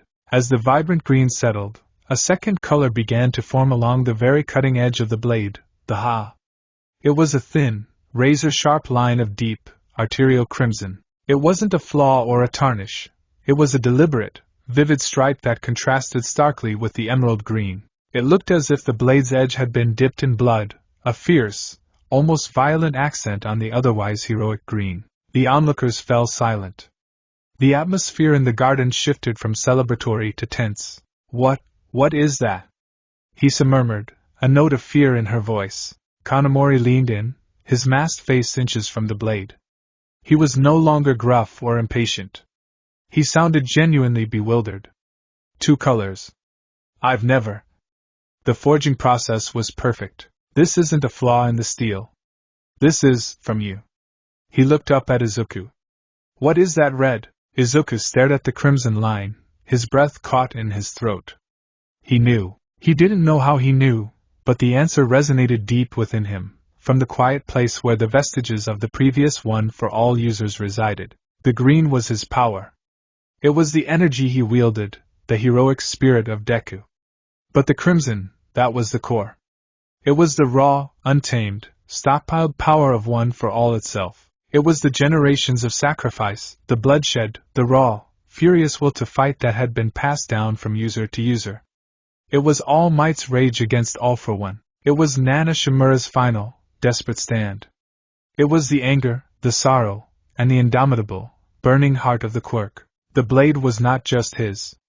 It was a reflection of all of them. "It's the core of my power," Izuku said softly, his voice filled with a newfound reverence for the weapon in his hands. "It's the fire at the heart of the storm." Before anyone could press him further, a loud, cawing squawk interrupted the tense moment. A large, glossy black crow with an impressively loud voice swooped down and landed unceremoniously on Izuku's shoulder, its claws digging in slightly. "Call! Call! Izuku Midoriya!" The crow screeched, making him jump. "Your first assignment. Head northwest to a small town. Young girls have been vanishing nightly. Call! Team up with 2 other slayers, Tanjiro Kamado and Zenitsu Agatsuma. Hurry! Hurry! Call!" And with that, the Kasugai crow flapped its wings, launched itself off his shoulder, and began circling impatiently overhead. The moment of introspection was shattered. His life as a demon slayer had officially begun. The journey to the northwestern town was a long one, but Izuku moved with a new sense of purpose. His Nichiren blade was secured at his hip, its weight a constant, reassuring presence. He wore the standard demon slayer uniform Kenji had procured for him, but he wore his mended hero costume's upper body armor and gauntlets over it, a fusion of his 2 worlds. The practical, dark uniform felt right, but the familiar green armor was a piece of his identity he refused to let go. He arrived at the designated town as dusk was beginning to settle, painting the sky in shades of orange and purple. It was a quiet, fearful place. The streets were already deserted, and the windows of the small wooden houses were shuttered tight. A palpable sense of dread hung in the air like a thick fog. Following his crow's directions, he found the rendezvous point outside a small udon stand. He saw a boy with a distinctive checkered haori and kind, gentle eyes, a wooden box strapped to his back. He had a prominent scar on his forehead, and radiated an aura of earnest determination that Izuku found immediately familiar and comforting. This had to be Tanjiro Kamado. The other boy was a stark contrast. He was crouched on the ground, clutching at a girl's kimono and wailing at the top of his lungs, his face a mess of tears and snot. He wore a bright yellow and orange haori, and his hair was a shocking shade of yellow-orange. "Please! Please marry me!" the yellow-haired boy shrieked. "I'm going to die on my next mission. I'm incredibly weak, so I'm going to die soon. Please, I need someone to come with me." Izuku blinked, utterly dumbfounded by the scene. He had dealt with Mineta's perverted antics, but this was a level of pathetic, desperate screaming he had never encountered. Tanjiro was already intervening, trying to pry the crying boy off the terrified girl with a strained but patient expression. "Zenitsu, stop it! You're scaring her. And you're causing a scene." "I'm not Zenitsu, I'm Tanjiro." "Wait, no, that's you." The boy, presumably Zenitsu, wailed incoherently. Izuku decided it was time to step in. He cleared his throat loudly. "Excuse me? Are you Tanjiro Kamado and Zenitsu Agatsuma?" Both boys turned to look at him. Tanjiro's eyes widened slightly at the sight of Izuku's unique get-up and the vibrant green and white hilt of his sword. Zenitsu, however, stopped crying for a split second, a look of pure, unadulterated terror appearing on his face. Another one! Zenitsu shrieked, pointing a trembling finger at Izuku. He looks so strong. And calm. That's the look of someone who's used to fighting. I'm going to be assigned to a mission with a monster like him. I'm doomed. My brain is going to leak out of my ears from sheer terror. Before Zenitsu could restart his wailing, Tanjiro managed to pull him away from the poor girl, bowing his head apologetically to her before turning to Izuku. I'm so sorry about him, Tanjiro said, his voice gentle but firm. I'm Tanjiro Kamadu. It's a pleasure to meet you. He offered a small, sincere smile. And yes, this is Zenitsu Agatsuma. Izuku offered a smile in return. Izuku Midoriya. It's good to meet you both. He felt an immediate kinship with Tanjiro. There was a deep-seated sadness in his eyes, a sorrow that seemed too heavy for someone so young, but it was overlaid with an unbreakable kindness. He reminded Izuku of himself. Zenitsu, on the other hand, reminded him a bit of how he used to be, full of fear and self-doubt, but magnified to a comical, almost deafening degree. Izuku decided patience was the best approach. So, Izuku said, turning his attention to the mission. Have you learned anything about the disappearing girls? Tanjiro's expression immediately became serious. I have. I have a very keen sense of smell. I can smell a demon nearby. It's a thick, heavy scent. And there's more than one. He then paused, sniffing the air around Izuku curiously. You smell different. Not like a normal person. You smell like thunderstorms and sunlight. Izuku blinked, surprised by the description. I guess that's one way to put it. As they spoke, a local man filled them in on the grim details. Every night, a young girl would vanish. Last night, it was a girl named Satoko. Tanjiro, using his incredible sense of smell, was able to track the demon's lingering scent. It led them through the town, the trail growing stronger and stronger. Zenitsu, for his part, followed them while trembling like a leaf in a hurricane. I can hear it, he whimpered, his hands clamped over his ears. A horrible, pulsating sound, like drums or something, slithering. It's making my skin crawl. And I can hear someone crying. A girl. She's so scared. Izuku was impressed. One had a supernatural sense of smell, the other had hypersensitive hearing. Their quirks, for lack of a better word, were incredible sensory tools. Combined with his own analytical mind and power, they could be a formidable team. He also noticed something else. Tanjiro kept glancing at the wooden box on his back with a protective, worried expression. Izuku could sense something was off about it. There was a presence inside, but it felt dormant, and strangely, not malevolent. He filed the observation away. Trust was earned, and he wouldn't pry. Tanjiro's nose led them to a spot in the road where the demon's scent was overpowering. It's coming from underground, he declared. Just as he said it, a patch of the street dissolved into a black, swirling puddle of shadow. A hand, then a head with 3 horns and sharpened teeth, emerged. The swamp demon. You demon slayers are so annoying, it hissed, its eyes locking onto them. Always getting in the way of a good meal. Before Izuku or Tanjiro could react, Zenitsu let out a scream so high-pitched it could have shattered glass, and promptly fainted, falling over like a sack of potatoes. He passed out. Izuku exclaimed, surprised. It's fine, he does that, Tanjiro said, already drawing his own Nichiren blade, which was a striking, solid black. We have to protect him. Suddenly, the demon sank back into its puddle, but 2 more puddles appeared on either side of them. The demon was splitting up. One emerged and lunged for the unconscious Zenitsu, while the other 2 materialized to attack Izuku and Tanjiro. This was the moment Izuku's mind went into hero mode. The battlefield was clear, the objective simple: protect the civilians, Zenitsu and any others nearby, and defeat the villains. Tanjiro, Izuku commanded, his voice sharp and clear, cutting through the chaos. Your sense of smell is key. Can you identify the main body? I'm not sure. Tanjiro grunted, parrying a clawed strike with a beautiful, flowing movement of his water breathing. They all smell the same. It's the same demon. It can split itself into 3. Izuku deduced aloud. But they're all connected. We need to take them all out at once. The demon facing Izuku grinned, its forked tongue flicking out. Clever boy. But you can't be in 3 places at. The demon didn't get to finish its sentence. Izuku activated his hero's breath. Green lightning flared to life around him, and he vanished. He reappeared in front of the demon menacing Zenitsu, his green and crimson blade already moving. Hero's breath, second form, Detroit smash. He didn't aim for the neck. He brought the flat of his glowing blade down on the demon's head like a club. The concussive force of the blow was immense. The demon's head was driven into the ground with enough force to crack the cobblestones, leaving it dazed and its body half submerged in the street. One incapacitated. Izuku yelled, already pivoting. Tanjiro stared in awe for a split second.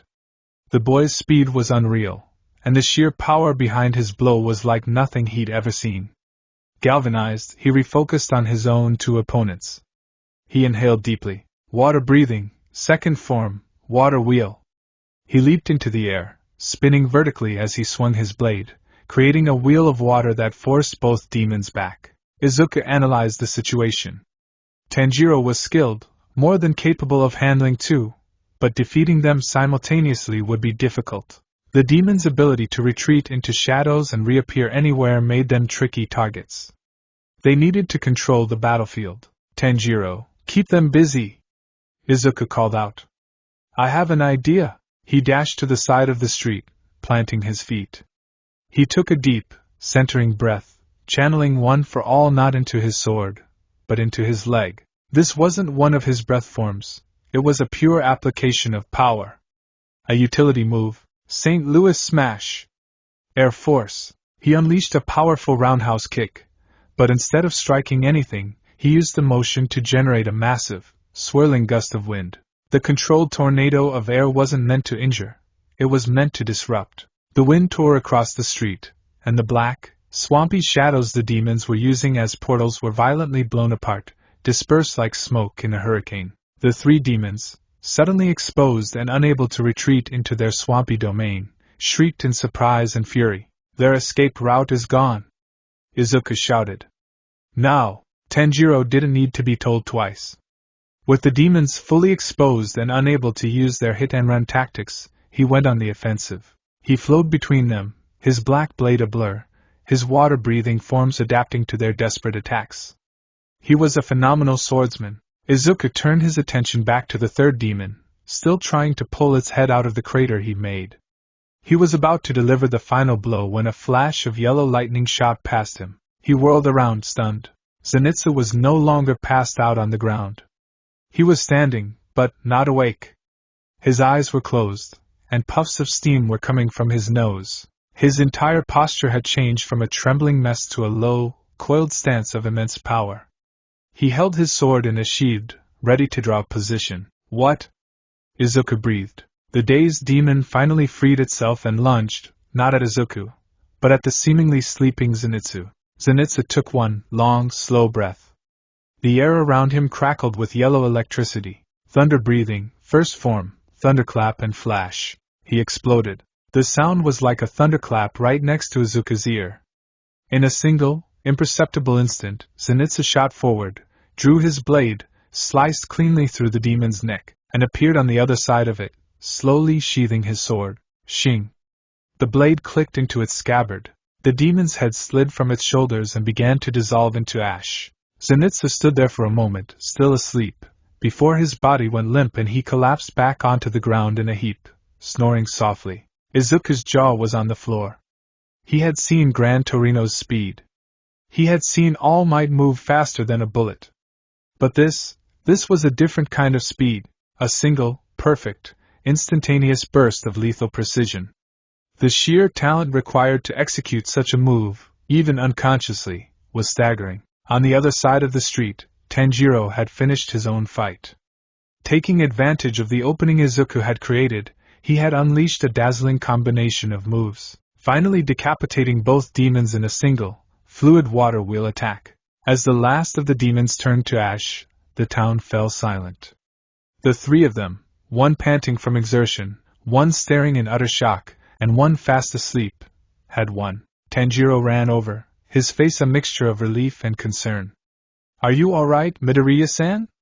That power, it was incredible. You blew its swamp away. I'm fine, Izuku said, still staring at the snoring Zenitsu. But what was that? Tanjiro chuckled, a weary but fond sound. That's Zenitsu. He's a lot stronger than he thinks he is. He's just so scared that his conscious mind gets in the way. When he passes out from terror, his body takes over and does what it was trained to do. Izuku knelt down, looking at the peaceful, sleeping face of the boy who had, moments before, unleashed a technique worthy of a top pro hero. This team was full of surprises. A kind-hearted boy with a demon in a box, a terrified coward who became a lightning-fast master swordsman in his sleep, and him, the hero from another world. He looked down at his own blade, the emerald green catching the light from a nearby lantern, the crimson edge a silent promise of the immense power sleeping within. This was just his first mission, his first taste of teamwork in this new world. It was strange, chaotic, and terrifying, but as he looked at Tanjiro, who was already gently trying to wake Zenitsu up, he felt a smile touch his lips. For the first time since he'd arrived, he didn't feel quite so alone. The aftermath of their first mission together was a study in contrasts. Izuku, ever the hero, immediately began checking the nearby houses for any injured civilians, his calm and reassuring presence helping to coax the terrified townspeople from their homes. Tanjiro, his heart bleeding for the victims of the swamp demon, was busy collecting samples of its dissipating blood, a grim but necessary task for his quest. Zenitsu, upon waking up with no memory of his heroic feat, promptly began screaming that he had almost been killed by Tanjiro and Izuku fighting, and that a disembodied demon head had tried to kiss him. It took the combined patience of Izuku and a rather firm Tanjiro to calm him down, which mostly involved Tanjiro assuring him he was safe and Izuku buying him a bowl of hot udon. Despite the chaotic team dynamic, Izuku felt a strange sense of satisfaction. They had worked together, their disparate abilities complementing each other in unexpected ways, and they had saved people. That was the core of it. That was what mattered. Their Kasugai crows descended soon after, screeching new orders with obnoxious urgency. Call! South-southeast. Next mission! South-southeast. Follow me, fools! Call! Zenitsu immediately started crying about not getting any rest, but one look at Tanjiro's determined expression and Izuku's steady, unyielding gaze was enough to get him shuffling reluctantly down the road after them. The journey was noisy.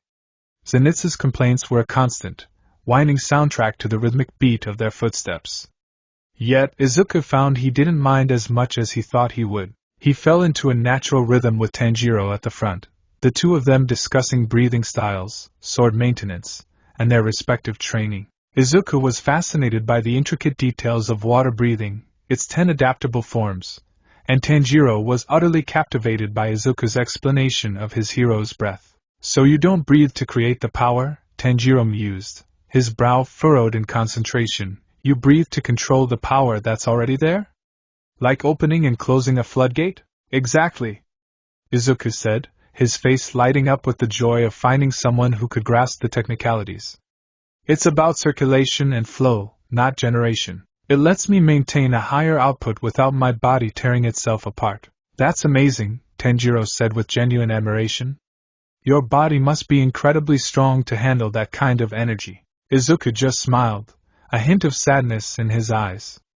If only you knew the price of this strength. Their path eventually led them off the main road and towards a large, ominous-looking mansion that stood alone in a clearing, exuding an aura of profound unease. It was a traditional Japanese estate, but there was something wrong with it. The architecture seemed to warp and shift subtly when you weren't looking directly at it, and a low, rhythmic Suzumi drum sound echoed from within, a heartbeat of malice. Zenitsu's whining escalated into full-blown hysterics. I'm not going in there. No way. The sound is all wrong. It's full of dread and horror and probably spiders. I hate spiders. As Tanjiro was once again trying to reason with him, two small children stumbled out of the woods, their faces pale with terror and stained with tears. They were clutching each other, a boy and a girl. A monster. It took our older brother, the boy stammered, pointing a trembling finger at the house. It dragged him inside. Instantly, the team's focus shifted. Izuku's expression hardened, his analytical gaze sweeping over the unnerving mansion. Tanjiro knelt down to the children's level, his voice a soothing balm. "It's okay, we're here to help. We'll get your brother back." This was their mission. The children confirmed that a demon lived inside, and the constant drumming sound would inexplicably change the layout of the rooms, trapping anyone who entered. While Tanjiro comforted the children, Zenitsu remained a quivering mess on the ground, refusing to budge. Suddenly, a new sound cut through the air, not the drumming, but a guttural, inhuman roar, followed by the sound of something heavy crashing through the trees. A figure burst into the clearing, moving with a feral, wild energy that was both captivating and terrifying. He was shirtless, his ridiculously toned and muscular torso covered in scars. He wore a baggy pair of hakama pants secured with a belt of shaggy deer fur, and most strikingly, he wore the hollowed-out head of a boar as a mask, its glassy eyes staring out blankly. In each hand, he wielded a jagged, chipped Nichiren blade, shaped more like saws than katanas. He skidded to a halt, steam jetting from the nostrils of his boar mask. He completely ignored the children and the cowering Zenitsu, his masked gaze locking onto Izuku and Tanjiro. "I found you!" The boar-headed man roared, his voice a gravelly shout. "I sensed you from a mile away. A demon and another one with a weird, powerful aura. Fight me!" He pointed one of his jagged swords directly at Tanjiro. "You! The one with the demon in the box. Let's see who can tear it to shreds first." Tanjiro, who had been calm and patient until this moment, shot to his feet, his gentle aura vanishing, replaced by a cold, protective fury. "Don't you dare lay a hand on that box," he said, his voice dangerously low. The boar man just laughed, a manic, delighted sound. "Ha! You've got spirit. Then I'll start with you." He then turned his head, the boar mask swiveling to fixate on Izuku. "And then you smell like lightning and rage. You must be strong. Fight me," Izuku sighed. He put himself between the stranger and Tanjiro. He had dealt with Bakugo's explosive aggression his entire life. This was just a different flavor of chaotic energy. "We don't have time for this," Izuku said, his voice calm but firm, a clear contrast to the stranger's wild shrieking. "There are children here, and their brother is trapped in that house with the demon. Our mission is to save him. Fighting each other is pointless and counterproductive." "Productive?" the boar man bellowed. "My productivity is measured in how many strong things I can crush. My name is Inosuke Hashibara, and you will remember it when I'm standing over your broken bodies." Without any further warning, Inosuke lunged. He moved with a startling, low-to-the-ground speed, like a beast scuttling through the undergrowth. He wasn't aiming to kill, Izuku noted, but to overwhelm. Izuku didn't even draw his blade. As Inosuke's jagged sword came slashing towards him, he activated a flicker of 5% full cowling. He didn't dodge, he flowed. He sidestepped the first slash, using the back of his gauntlet to parry the second, the screech of metal on metal echoing in the clearing. Inosuke's style was all raw power and wild, unpredictable angles. It was self-taught, primal, and completely unlike the disciplined forms of traditional sword fighting. Izuku's brain went into overdrive, analyzing. Beast breathing, he must call it. Based on animal movements, no wasted energy on aesthetics, all focus on offense. Low center of gravity, uses all four limbs. Fascinating. Stand still and let me hit you. Inosuke roared, frustrated by Izuku's fluid evasions. He spun, launching a dual-bladed attack. Izuku, seeing that talking wasn't working, decided on a different approach. He ducked under the wild swing and, in one smooth motion, chopped Inosuke squarely in the back of the neck with the side of his hand. It wasn't a malicious blow, but it was precise and packed with just enough focused power to stun. Inosuke froze mid-swing, his entire body going rigid. He teetered for a moment, then collapsed face first into the dirt, out cold. Silence descended. Zenitsu, who had been watching from between his fingers, stared with wide, disbelieving eyes. Tanjiro looked from the unconscious Inosuke to Izuku, a newfound respect on his face. "Okay," Izuku said, dusting off his hands. "With that distraction handled, let's figure out a plan." He quickly established a leadership role, his mind naturally shifting into the strategic mode he used during team exercises at UA. Tanjiro, your priority is the children. Keep them safe. Zenitsu, you stay with them. Your hearing is our best early warning system. If anything comes out of that house, you need to protect them. Zenitsu started to protest, but Izuku put a hand on his shoulder, his gaze firm but encouraging. I know you're scared, Zenitsu. But you're a demon slayer. You passed the final selection. You have the strength. You just need to trust it. I'm trusting you with their lives. Something in Izuku's sincere, unwavering belief seemed to get through to Zenitsu's panic-addled brain. He was still terrified, but he gave a small, jerky nod, huddling closer to the children and the box containing Nezuko. I'll go in and find their brother, Izuku said to Tanjiro. With my speed, I can cover the most ground, even if the rooms shift. Once I've secured him, I'll deal with the demon. Before Tanjiro could agree, a loud crash from inside the mansion shattered their planning. A body came flying out of a second-story window, landing in a crumpled heap on the ground. It was another demon slayer, his uniform torn and his body limp. Inosuke, who had been stirring, shot up from the ground with a roar. A demon! I knew it! First dibs. Ignoring everyone, he sprinted towards the mansion and smashed his way through the front door, disappearing inside. Simultaneously, the mansion's front door slid open, and the two children, seeing their chance, ran inside after Inosuke, crying out for their brother. The plan had just gone completely, spectacularly wrong. The children! Tanjiro cried out, dashing in after them without a second's hesitation. Izuku was right behind him, leaving a terrified Zenitsu alone outside with the box and the unconscious slayer. This is not optimal, Izuku muttered to himself as he crossed the threshold. The moment they were inside, the front door slammed shut behind them. The drumming sound intensified, and with a sickening lurch, the room they were in rotated a full 90 degrees. The hallway they had been facing was now a wall, and a new, dark corridor stretched out before them. They were trapped. Izuku and Tanjiro were separated from the children almost immediately. Another beat of the drum, and the floor dropped out from under Tanjiro, sending him sliding down a chute into another part of the house. Izuku, using a burst of full cowling, managed to leap across the gap, landing in a different hallway. Tanjiro. Are you okay? He yelled. I'm fine, came Tanjiro's distant reply. Find the kids. I'll find the demon. Izuku was alone in the shifting labyrinth. The air was thick with the coppery scent of blood and the unique, foul odor of a demon. The constant drumming was disorienting, each beat changing the very geography of his surroundings. Doors would appear where walls had been, hallways would stretch into infinity or shrink into dead ends. For anyone else, it would have been a death trap. For Izuku, it was a complex puzzle to be solved. He closed his eyes, filtering out the visual chaos.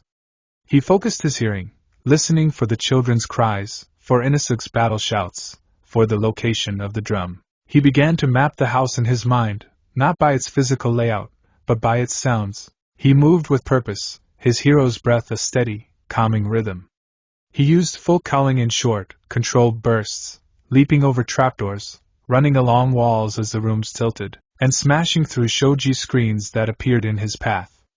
He was not just navigating the house, he was dominating it. He found one of the children, the little girl named Teruko, cornered by a hulking, mindless demon with no discernible features.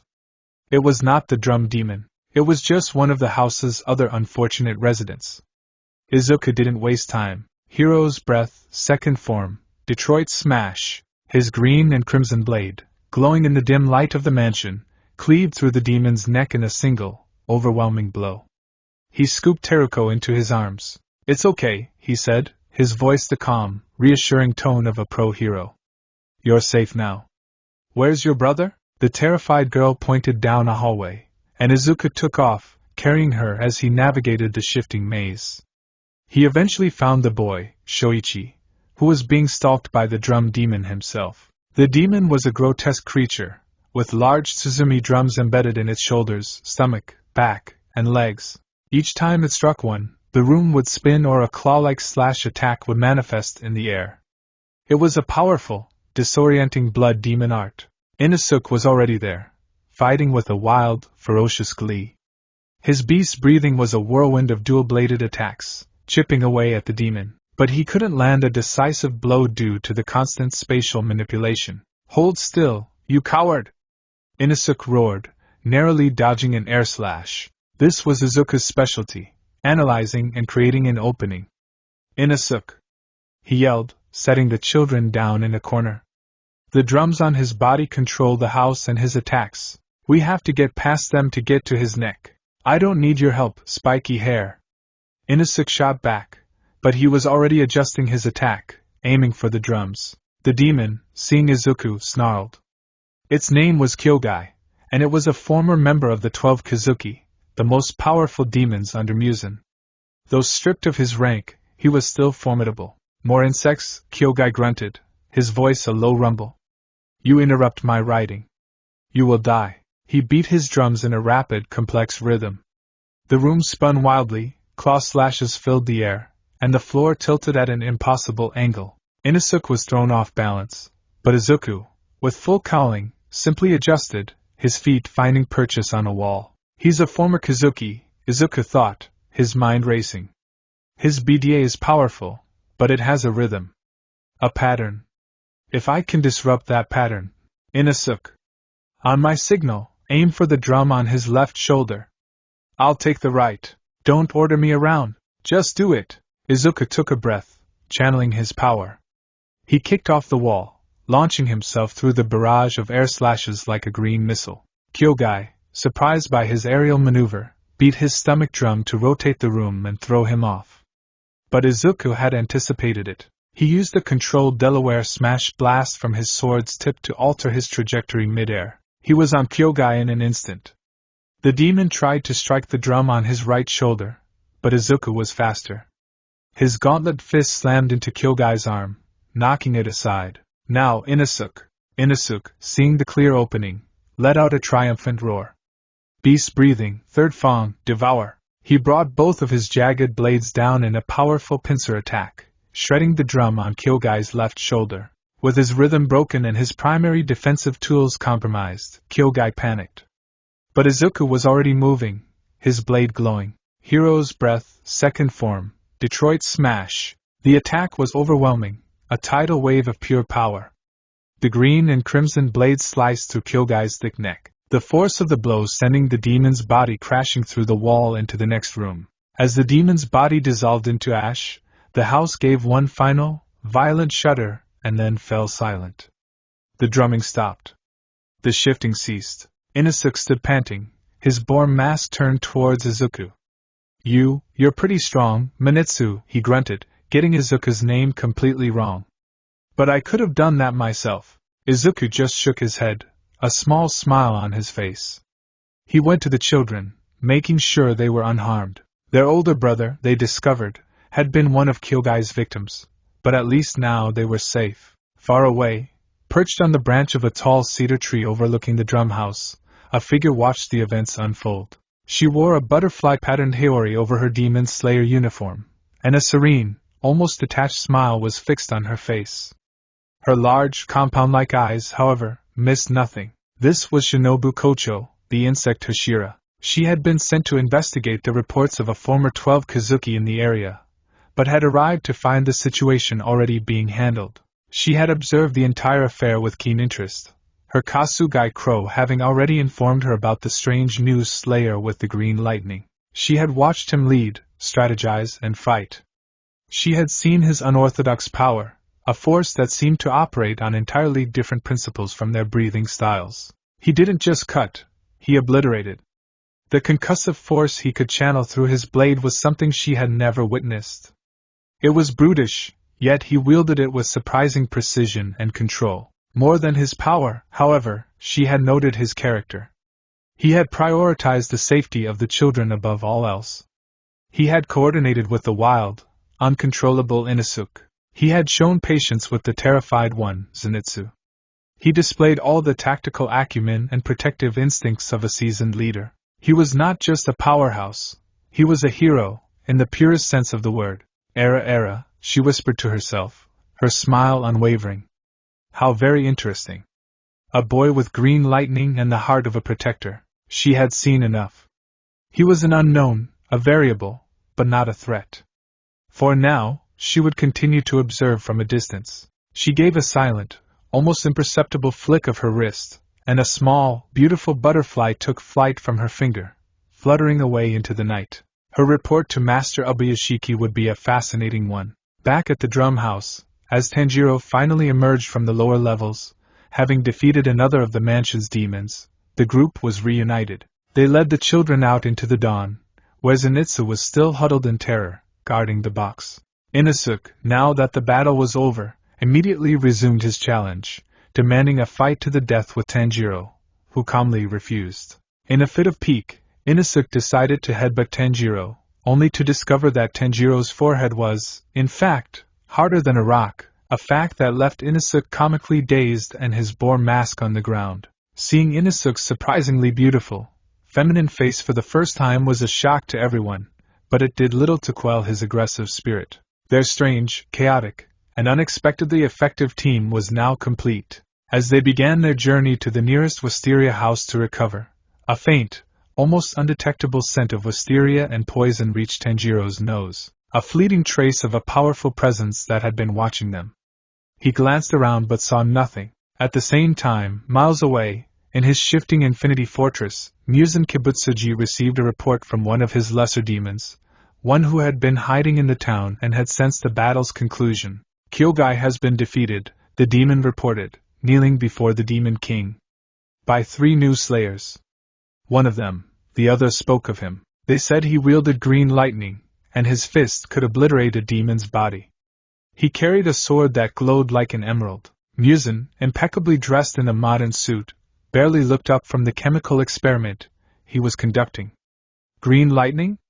A glowing sword? It was likely just an exaggerated description of a new breathing style. He had seen hundreds come and go over the centuries. They were all just insects to be crushed. Insignificant, Muzan said, his voice a cold, bored monotone. Find me the blue spider lily.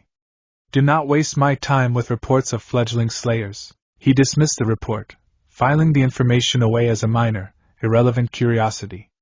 It was a mistake, a gross underestimation born of 1,000 years of arrogance. He could not know that the boy with the emerald sword was not just another fledgling.